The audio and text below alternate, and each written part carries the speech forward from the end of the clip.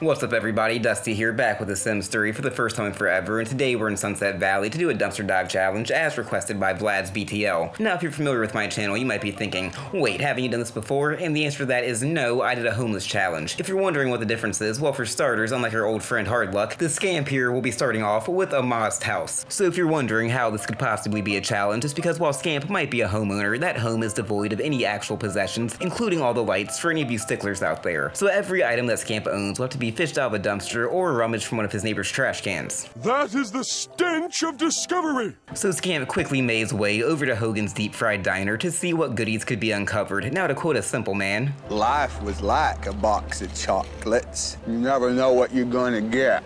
And I think it's fair to say that applies to dumpster diving as well. One person's trash might occasionally turn out to be another person's treasure, but more often than not, trash is just trash, and the early returns weren't the most encouraging. However, the great thing about The Sims 3 is that if you're willing to persevere and push past all the mounds of garbage, then you will eventually find something with some actual value. And I'm sure it doesn't come as a shock to be told that dumpster diving is quite the strenuous endeavor and can take a lot out of you. Luckily for Scamp, some Sims were enjoying their lunch nearby, and he had no qualms about helping himself to a plate. The group clearly didn't approve and quickly caused an end to their outing, leaving Scamp to his own devices.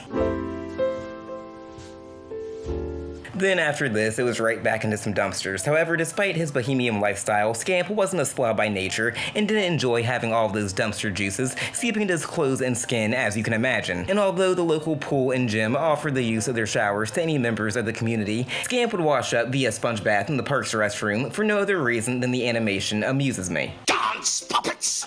Dance! As the day wound down, it was time to return home so Scamp could drop off everything useful and then sell off the rest for some walking around money. However, the effects of spending all day covered in filth would eventually take their toll, and Scamp soon found himself unable to contain his disgust. Now the good news is that a bookshelf was included among his earlier haul, which did give Scamp a way to occupy his mind and temporarily distract himself from his problems. However, the largest one he faced at the moment was that he had yet to find a bed or couch. An early morning scavenging session would seem to attempt to remedy this to no avail, so he was forced to try and get some rest on a nearby park bench, and I'm sure I don't have to explain why that wasn't ideal. And his habit of waking up from his stupor to puke his guts out certainly didn't help. Thankfully, shortly after he wakes up, Scamp manages to get his hands on a love seat and he immediately heads home to put it to use. And this is the point where Scamp can begin to establish a routine. I wouldn't call it a comfortable routine by any means, as he never did fully adapt to the street rat lifestyle, and the inability to have a truly satisfying nap in The Sims would absolutely ruin his sleep schedule. Still, slowly but surely, Scamp managed to add more and more goodies to his collection, increasing his net worth. Some of the snobbier residents of Sunset Valley may have looked down upon Scamp's lifestyle, but other members of the community were far more acceptable of his antics, and occasionally a few would even join in on the fun. There were also the infrequent forays into his neighbor's garbage cans, and while these escapades could sometimes pay off, more often than not he just ended up walking away with his pockets full of garbage. And in The Sims, seeing somebody poking through your trash doesn't invoke the sort of violent response you'd expect in real life,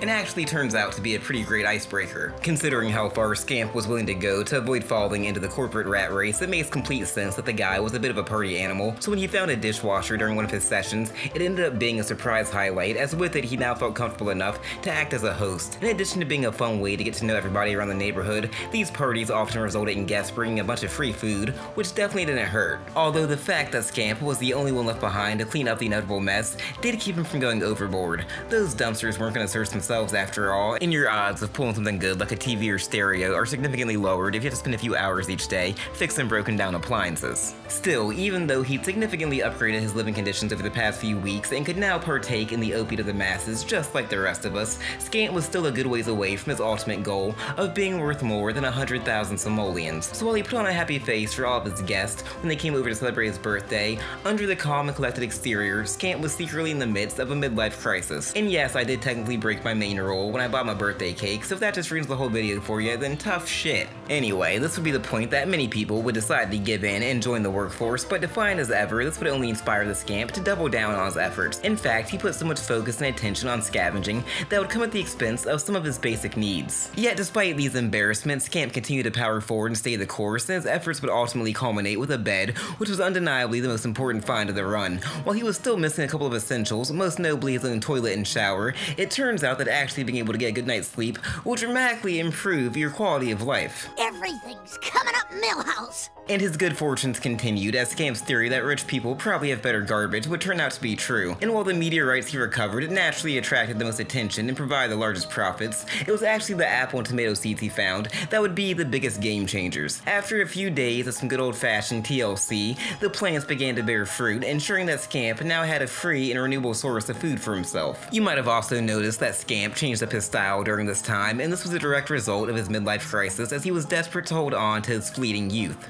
How do you do, fellow kids? This also led the Scamp to want to buy an expensive car, and despite my misgivings, and you know the whole point of this video, I ultimately relented. It quickly lost a decent amount of value, which directly led to the Scamp's net worth actually lowering by a few grand, but it did give him the artificial sense of BDE that he'd been counting on. I am a man. But considering that Scamp had now broken his vow and supported big business, it also seemed like a pretty good spot to call the video. He might not have ever come close to reaching his ultimate goal, but he managed to carve out a very comfortable existence for himself, and most importantly of all, he did it his way. So I'd like to consider this a challenge successfully completed. Hey everybody, Dusty here, and I hope you all enjoyed this video. If you didn't, I have no idea why you're still hanging around with this point, but whatever, you do you. But if you did enjoy it, then why not leave a like and consider subscribing to the channel so that you can be kept up to date with all my latest content. Or don't, you know, don't let me tell you how to live your life. Anyway, as always, thanks for watching, I'm out.